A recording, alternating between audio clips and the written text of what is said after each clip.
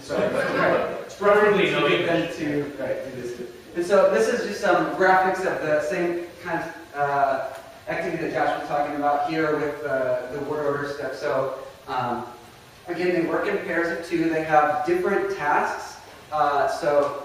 Student A has a similar but different sentence than student B. So then when they come together, they have a different set of sentences that they're critiquing when they analyze their production.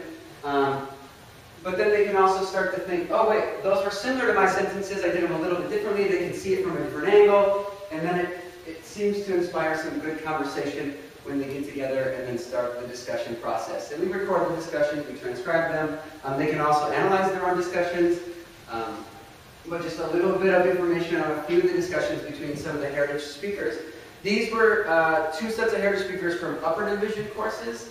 Just a little bit of background information, as Josh talked about. We can really look. There were interesting group trends, but also really interesting individual trends. And these individual differences can inspire a lot of hypothesizing, hypothesis testing. So we have a female and a male speaker here. Both be identified as heritage speakers as they grew up with some Spanish in the household.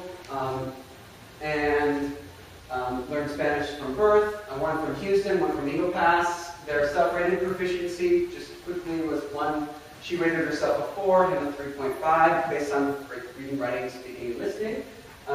Their amount of Spanish at home, 0 to 4. So she notes having mostly Spanish in the household, where he notes having some Spanish in the household. So we already start to see where individual differences in our heritage learner groups already would come to play. And then how long have they spent? She just said she has spent some time in Mexico, but didn't say how long. He hasn't spent any time in a Spanish-speaking country. And then if we look at, for example, their use, where they place like manner-type adverbs, like suavemente,